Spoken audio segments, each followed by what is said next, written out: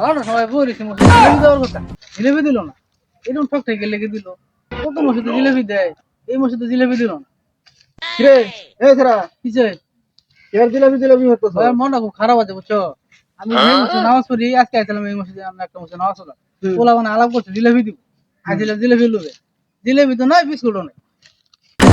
জিলাপি লোক এসো তুই কি হনো ছোট মানুষ এতনে এতনে ছোট ছোট বলা হয় না এই জিলাপি লোক মসজিদে তুই বড় হইছ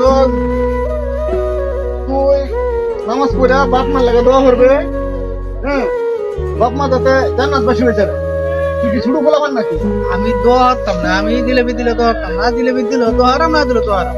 দোয়া তো আমি করামি, জিলেবি মসজিদে দেয় না।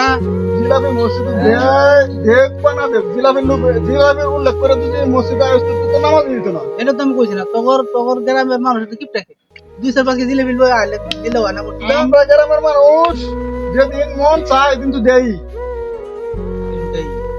আমার মনে হয় যে প্রতিদিন জিলাপি দিতে না জিলাপি লোকে মসজিদে আনতে না তাহলে তো নামাজ দিত না জিলাপি তুই কি ওখানে ছোট নাকি তুই তো বালা বদমাস হয়ে যেতেছ বদমাশ হয়ে গেছে।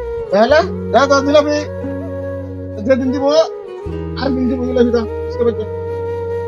জিলাপি খান দিত না তা আমার আর জিলেবি দিব না, আমার কই যাবে জিলেবি দিব না। জিলাপি লোক মসজিদে আনতে না আমি জিলেবি লুবে আইতাম না তো, আমি নামাজ পড়ে যাই।